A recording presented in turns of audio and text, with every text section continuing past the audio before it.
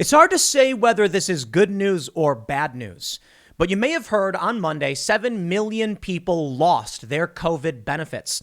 Now, if you're somebody who was receiving these benefit checks, you think it's bad news. I mean, you needed that money to pay your bills. You needed it to prepare and budget properly. And now the money's gone. All the while, many of these states still have restrictions.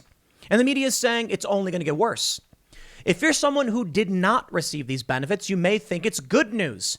I mean, we're in a massive labor shortage. People got to get back to work, and a lot of people aren't working because of these benefits. But I don't know. I don't know if it's easy to say it's good news or bad news, because you could say it's good news, but then what about the people who need it and their jobs aren't coming back? All in all, I think it's fair to say, at least in my opinion, it's bad news. Why? I'm not convinced simply because the benefits ended, people will go out looking for work. I mean, look at this from MSNBC. Federal unemployment benefit expansions expired at the worst time. State unemployment benefit agencies aren't picking up the slack, nor are Democrats. The perspective from the establishment left is that people should keep getting the free money regardless. And let me ask you, do you think that the people who are exploiting the system and not looking for work are all of a sudden going to be like, guess I'll get a job? I think some, maybe. But maybe it's a bit pessimistic of me to say many probably won't. And I think the great resignation, as they call it, which is persisting, has little to do with unemployment benefits. That's right. Major labor shortages because of massive job openings. People don't want to work, period. And I don't think the money is going to change that. I think people are just choosing not to work right now. Something's happening. Perhaps it's a kind of great reset. I'm not entirely sure, but it's not just labor shortages, because labor shortages beget something else, food shortages. And I'll tell you, I had quite a bit of fun, and I mean that somewhat facetiously, Google searching closed comma shortage and then pulling up all of these stories. This was one of the easier ones for me, my friends. Sometimes I'm digging around, fact checking, trying to understand the ramifications of what's happening. This time, Google search closed comma shortage, and what do you get? Wow. Every few hours, a new story about businesses, DMVs, schools shutting down because of labor shortage, restaurants shutting down because of food shortages, dealerships struggling to get cars because of chip shortages, products in short supply at retailers because of chip shortages. And maybe it has something to do with labor shortages. Maybe it has something to do with COVID benefits, but I'm not entirely convinced. No, what I think may end up happening is all of these people who just lose money means they will be spending less money they don't have. And that means the economy will continue to stay in its downward trajectory, to put it simply. When you take a look at some of these shortages, I mean, many of it comes from overseas. So it's hard to know exactly how this will play out. Many conservatives have said to me, you know what? This is going to be good because people will get jobs. And that's the big statement from Ted Cruz. Oh, you're worried about your benefits? Go get a job. We got a record amount of job openings, 10.9 million. But I don't think it matters because people don't care. But we'll see. I could be wrong about this. I don't want to be overly pessimistic. The eviction moratorium was once again ruled illegal. So now you'll get it. If you want to live somewhere, you got to work, you got to pay your bills, and there's no more benefits. So maybe people will start getting jobs. Maybe it's just that simple. Or maybe people who built a routine around not working will refuse. Well, let's take a look at the latest news and break down what's happening. Before we get started, head over to timcast.com, become a member in order to get access to exclusive members-only segments of the Timcast IRL podcast, as well as an ad-free experience on all of our news stories. But don't forget to like this video, share this video, subscribe to this channel. Sharing really is the most important and powerful thing you can do. It helps us beat CNN in the ratings. All the shares going around have a massive impact. So please share the video. Let's take a look at the latest news. First, from MSNBC. Getting a little bit of that left perspective, let's see how they view the loss of federal unemployment benefits. They write, the COVID-19 pandemic hasn't exactly produced a lot of good news in the last year and a half. One glaring exception has been a massive reduction of poverty in the U.S., a bright spot that is dimming rapidly. A July analysis from the Urban Institute found that the slew of federal aid Congress has allocated since March did more than just keep people afloat during the pandemic. Instead, the combination of direct stimulus funding, State-level aid and other measures managed to reduce the number of Americans living in poverty by 45% compared to 2018, dropping to a projected 7.7% this year from 13.9% in 2018. Hey, that sounds fantastic. That sounds really, really good. But what about all of the people whose standard of living is being rapidly diminished by a collapsing economy? How about all of the locations, the businesses that have been forced to shut down by restrictions? And now middle-class individuals may now find themselves just above the poverty line. You see how it works? Oh, and I'll show you all the stories. Yes, you've lifted many people up, but how many people have been dragged down? And you think the wealthy top 1% were hurt by this? Wrong. They weren't. It was the middle class, the working class, the mom and pop shops. The wealth disparity is only getting worse. What they say. Unless Democrats move quickly, though, those gains will be a statistical blip. As of Monday, 7.5 million people lost their federal pandemic unemployment benefits, according to the Century Foundation's estimates. Millions are now leaning on a reduced unemployment check from the state, all as landlords are moving quickly to take advantage of the end of a federal eviction moratorium. Hey, surprise, surprise. People thought they didn't have to pay rent. Just because the government slams the economy doesn't mean it's the landlord's fault. They've still got to maintain the building. You've got to pay the bills. You got to pay for repairs. You got to pay for, HVAC and damage to the property.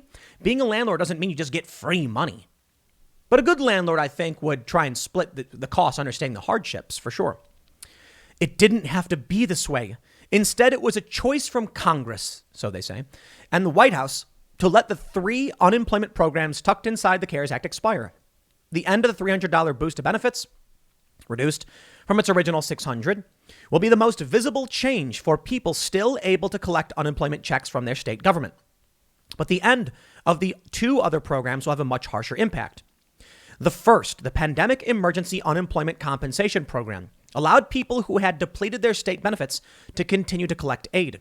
The second, the Pandemic Unemployment Assistance Program, gave access to unemployment benefits for freelancers, contractors, people in the entertainment industry, and others who might not normally qualify. The latter is especially concerning for the people whose industries have yet to fully recover from the pandemic. For example, those that are linked to live entertainment or travel. As the Delta variant continues its spread, and as the case numbers continue to tick up, we're seeing major events such as Jazz Fest in New Orleans get canceled again. That's more turmoil for workers who have already had a rough year and a half. And that's a point that I think is important. Just because they're getting rid of these benefits doesn't mean people are going to be able to just walk into any job. I'm not going to go to a jazz musician and say, learn to code. Hey, the tech sector's got no shortage. No, you can't do that. Professional entertainment industry, the jobs that still aren't coming back in full swing, these people are hurting. It's not a one-size-fits-all policy. So ultimately, I think this is just going to be a punch in the gut to the economy. There are some conservatives and Republicans who argue that ending these benefits is a good thing for the country that is in the middle of a labor shortage. But the evidence says otherwise. Half of the states ended their unemployment boosts early during the summer. And according to the Wall Street Journal, and economists saw no corresponding boost in hiring. Worse, the Bureau of Labor Statistics jobs report for August showed the U.S. economy adding only 235,000 jobs compared to the 720,000 they had expected. It's also less than the 340,000 new initial jobless claims that were reported Thursday. Taken together, that means even as the job market lags, we're preparing to see a decline in consumer spending as the unemployment benefits expire. So let's break this down, my friends. Not every industry has reopened. Spending is going to go down.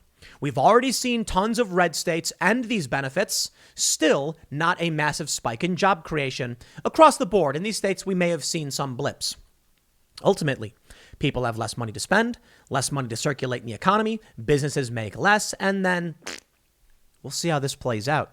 Because I got to tell you, even with all this happening, job openings soar to 10.9 million as companies struggle to fill positions. Oh, you thought it was bad last month. Let's play a little game. How about this? 10.1 million job openings reported in August, a record. And they filled 970,000 or so jobs. So people were like, wow, big jobs numbers. But more job openings. You thought that was bad? 10.9 and only 235,000 jobs filled? Yikes. Actually seems like things are not doing too well. And to make matters worse, the New York Times reports the U.S. could default on its debt in October, Janet Yellen warns. That's right, the U.S. has been liquidating assets to pay off its debts.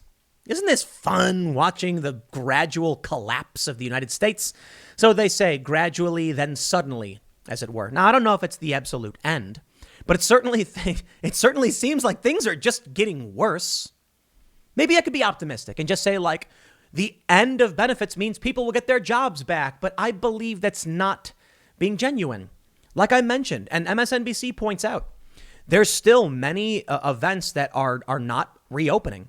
And more importantly, in places like New York, we're seeing people report business going down because of the vaccine mandates. Government restrictions are still harming people's ability to work. Now, let's say you have a business in New York and you can't reopen for some reason or another, or business goes way down because these mandates. Well, you're not going to be making money, are you? And you're not going to be able to get any benefits either. You're going to be able to pay your landlord? Perhaps not. But there's a lot to go through here, my friends. The Great Resignation, in my opinion, explains a lot about what we're seeing. And I think it explains why it's not going to be so simple. You can't just expect people to say, oh, need money? I'll go work. Because if that was the case, they'd be doing it anyway. Many of the stories that we saw during the unemployment benefits, you had people saying things like, oh, I'm not working because I didn't feel like it. Okay, maybe overly simplistic, but there were some stories where you're like, hey, wait a minute. This person's not out of a job because they lost their job. They decided to just walk out of their job, quit their job, and just take the benefits. Or got fired, but people certainly had an opportunity to work. 10.9 million job openings. Hey, they're still receiving these benefits. Why didn't they go take these jobs?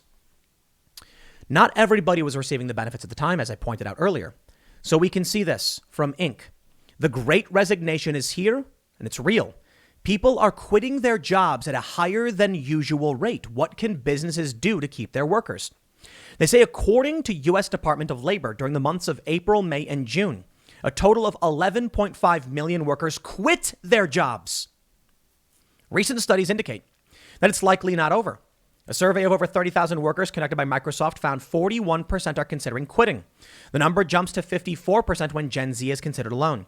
Gallup found that 48% of employees are actively searching for new opportunities, and Persio reported 38% of those that they surveyed planned to make a change in the next 6 months. Can I just point out something? What do we have? 700,000, 900,000, 230,000. Yeah, that's per month. Between April, May, and June, we lost on average about 3 million jobs per month. 3 million resignations. And how many jobs did we add? A couple million? So for every job we lose, for every 3 jobs lost, 1 job gained? Yeah, it sounds like things will be bad. Now again, perhaps, people will get desperate without these benefits and they'll take whatever jobs they can, but I don't think that solves for the Great Resignation. I think people are just deciding they want to quit. Inc. says these are alarming figures. The cost of any turnover is expensive. For any organization to lose even a third of its workforce would be downright devastating. The impact on small and medium enterprises, where finding departments of one is not unusual, will be especially severe. As with any potential crisis, addressing the situation is best achieved once one understands what is causing it.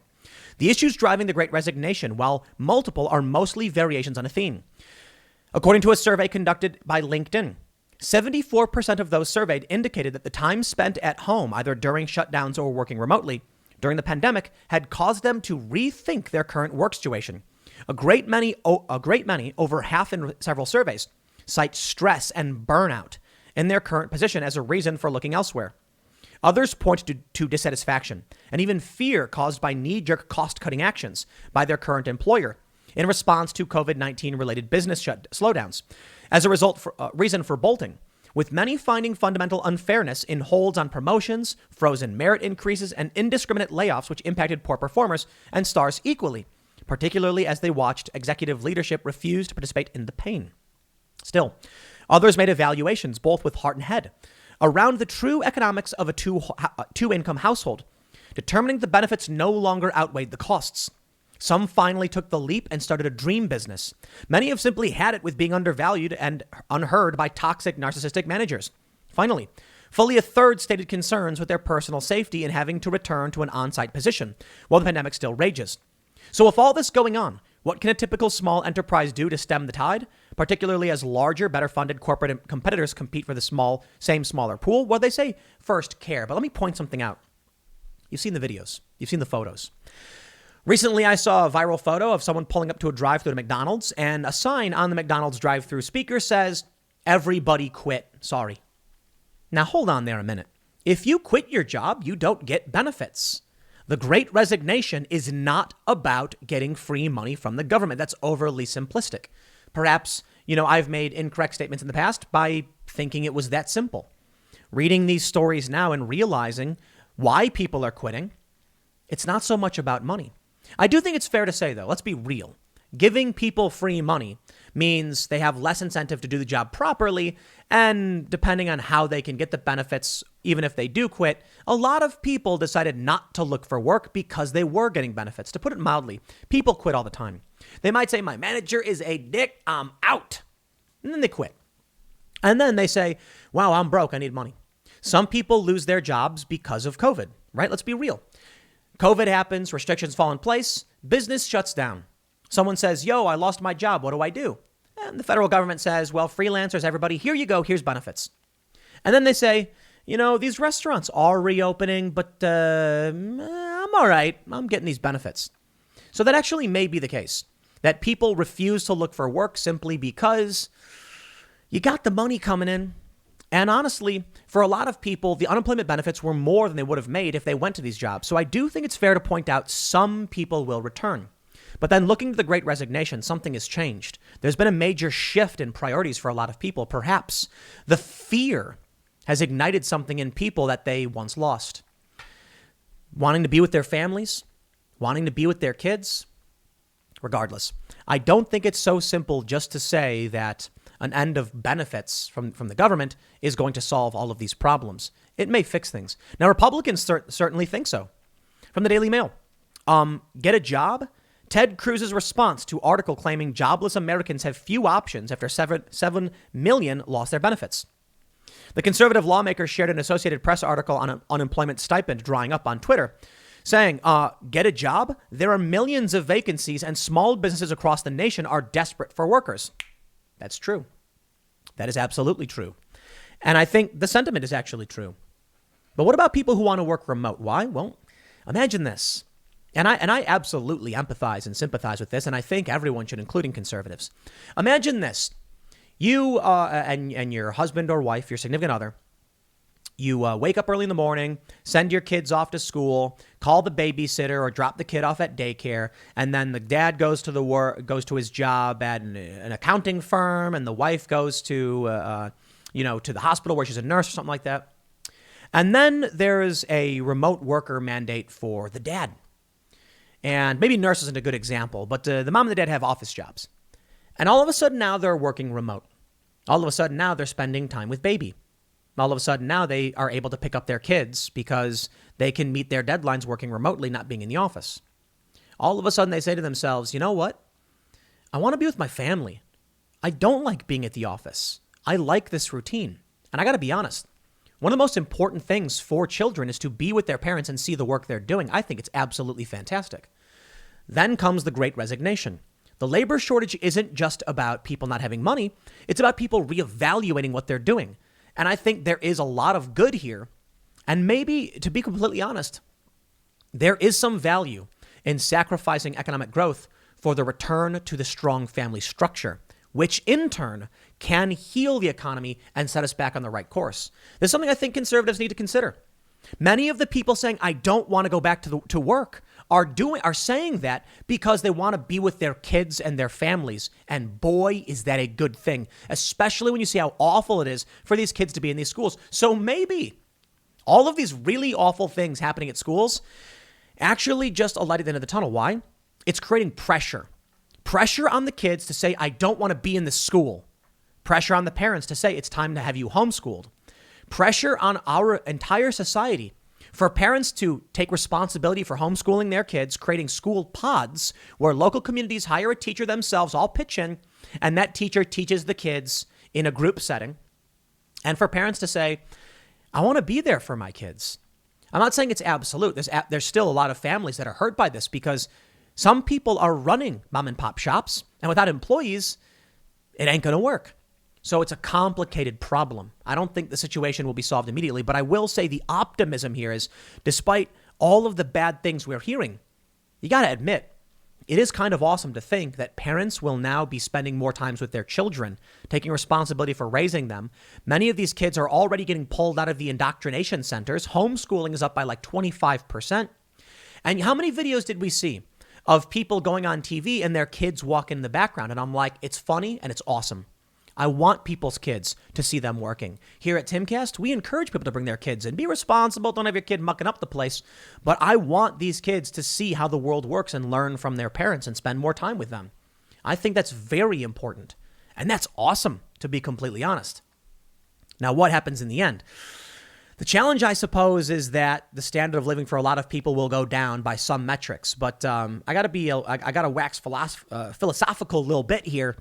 If we give up our new 2021 car, trade it in for something used, like used cars are going up, are particularly expensive. But if we reduce our material possessions, and that's bad for the economy, is it better for America that people will spend more time with their families? I certainly think so. To me, this looks like a great opportunity to strengthen the family unit, which is really, really good for us across the board, setting us back on a good track towards making a better economy in the future. I'll put it this way.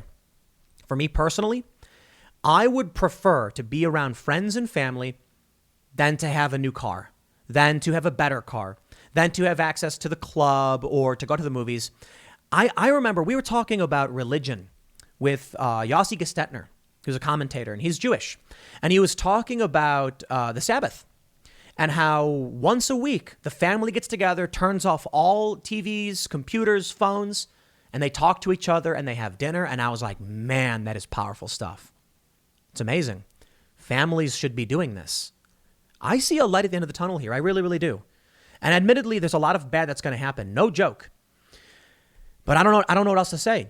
I feel like the economic crisis is here and it will get worse and it's going to be bad for a lot of people. But let's focus on what we can do to pull out of the tailspin in a positive way.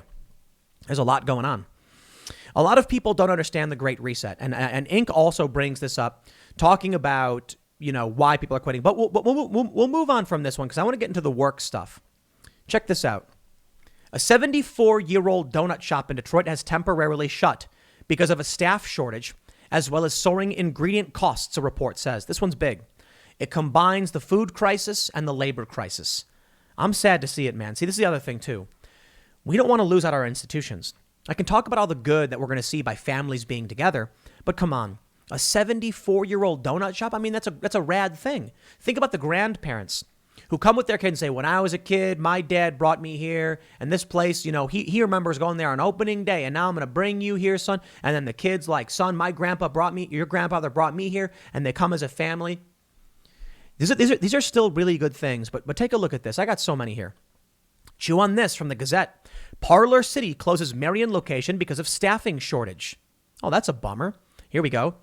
Teacher, staff shortages shut down 3 more Kentucky school districts. 38 districts have closed. I got to admit, I'm kind of happy about that. I don't like these indoctrination centers. We want to complain about all these kids being indoctrinated with, critical race praxis, critical race applied principles. Well, it is bad for a lot of parents. It's going to force a lot of parents out of work. There's a lot of bad here, but hey, there's still a light at the end of the tunnel with these kids being around their parents and learning from them, values being instilled. Nearly a dozen BMV offices temporarily closed due to staffing shortages. So this is the Bureau of Motor Vehicles.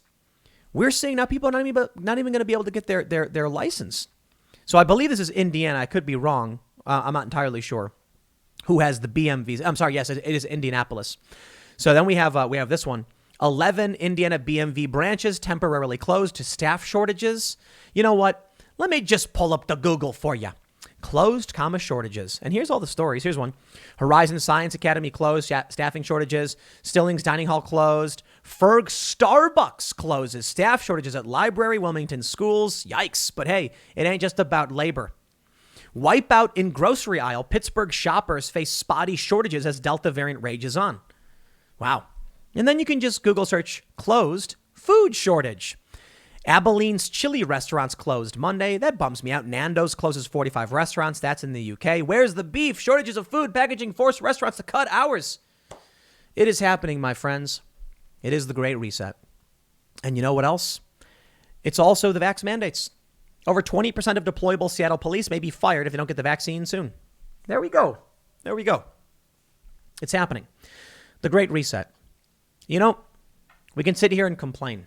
And I think there's important things. You know, we mock complaining, like, oh, people are just whining on the internet. No, complaining can be important. You know, telling people about problems and saying we should focus on them, address them. It's fine. Complaining or issuing warnings, I think it's good to tell people where we have problems. But I think right now what we're seeing is, well, manufactured. That doesn't mean to say that the intent is the outcome is intentional. It's just that the mandates, the lockdowns, the benefits, all the things that have happened so far have just served a great reset of global capitalism. Is it all bad? You know, I've long thought about this, and I've talked to a lot of people about this.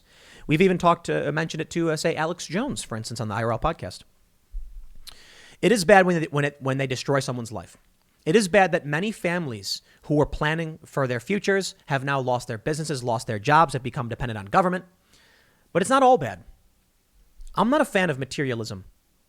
I'm not a fan of this idea of people making their life around objects and status. Now, I think experience, friends, and family are what's most important. I was watching I've been watching a lot of 30 Rock. What a great show. And there's that old trope that no one ever said they wished they worked more on their deathbed. I mean, typically people say they wish they spent more time with family. I think what they're really saying when people are on their deathbed is, I wish my family were here with me now. Because people make sacrifices for their family. They worked more to help their family. And it's easy to look back and say, if only I wasn't working so much, I would have spent more time with my family. And it's like, yeah, but maybe you needed that money. Maybe you needed those resources to give your family a better life. Watching 30 Rock was funny because I think it's in the first season, Jack Donaghy, who's played by Alec Baldwin, has a heart attack and then says, you know, I wish I worked. I had a realization I should have worked more. And I love it. It's funny. I don't think work is bad. I don't think it's bad to want to do right by your family. I do think we have a problem here in the U.S. where we have too many narcissists. And that's why they want to get in media and they want to be influencers and bloggers. They want easy money for little work. But I think working hard is good when you're thinking about things that are important, making a better life for your family. And I'll tell you what, you know what I don't like? Universities and colleges. And now we're seeing this pressure put upon us where parents got to pull their kids out of school. Isn't that a good thing? These kids are being, put in cubicles, they're putting masks on them, and then they're giving them strange social experiences and teaching them creepy things. And parents are saying, I don't want them in this anymore. That's a good thing. Take your kids out of these schools. Then the parents are working remotely, spending more time with their kids. Come on, these are good things. Then you've got the issue of these big cities. I got to be honest with you. We drove through West Virginia. I saw a lot of the places where rural America and middle America live and how they live. And they are not the wasteful monsters of pollution like people in big cities. Sorry, it's just true. You might live in a city, you might like the show, but I'm going to call you out right now because I did it too. Look, when I lived in the big city, we waste water, we flush it down the toilet, we have plastic wrappings on everything, and people everywhere do. Don't get me wrong. But now we compost more, we grow our own food, we grow our own eggs. We're substantially more self-sufficient out here in a more rural area. I don't want to pretend like we're in, like the middle of nowhere. We're an hour from DC, though we are, kind of out there. We have a lot of land. It's absolutely amazing. And seeing the trees and the mountains, driving for 5 minutes and going to the Shenandoah or to the top of a mountain, it is absolutely incredible. So here's what I see. The creepiness of the Great Reset and the Davos group and what they want with this global homogenization of critical race theory, it's nasty stuff. But a lot of it's backfiring. And people are now getting out. People are moving to Texas, of all places. And that's good in a lot of ways, and it's bad in some ways. But when people move out to the middle of nowhere, I think it'll change you. You live in a big city. You're going to be like, why would anyone need a gun? We got to ban them. What do you think happens when you take that person and you put them in the middle of West Virginia and they encounter some wild animals? They're going to be like, I'm going to go buy a gun. Or some creepy person is on their property and there's no cops to call. I think people are a product of their environment in many ways. And I think people will change getting out of these cities. I think the cities decentralizing is good. I think it decentralizes a lot of the power of these big cities in government. And I think as bad as everything is happening, we should look at the bright side of all of this. Sure, it's been bad for a lot of people. And I think there are nasty authoritarians who are pushing these policies. But I'll tell you this. You think the Davos group is happy to hear that people are getting back to their families, instilling family values in their kids, taking their kids out of schools? I'm sure they're not happy about it because it doesn't work the way they planned it out. In the end, we're going to see people being more responsible, more sustainable, teaching their kids real values, teaching their kids. Homeschooling, man. And all in all, I say, okay, I'm gonna look on the bright side of this one. And you know what? They can try and get you down. They can act like you're a chicken in a chicken coop and they just treat you like some kind of fodder or a number or a statistic. But in the end, make sure you take care of yourself.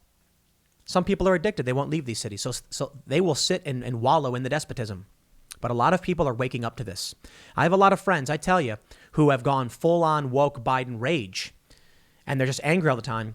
But I should say this more often. I have a lot of people who are waking up to this stuff. Normies who are all of a sudden saying, what is going on? What am I doing? What are they doing? This is crazy. And saying, I want experiences in life, not stuff. I don't want to be wasteful. I don't want to go to the city and climb to the penthouse and just consume. No, people are like, I want to feel, I want to see, I want to explore. And that's better for everybody, especially when it means more time for your kids. But I guess let me know what you think in the comments, and I'll leave it there. Next segment's coming up tonight at 8 p.m. over at youtube.com/TimCastIRL. Thanks for hanging out, and I'll see you all then.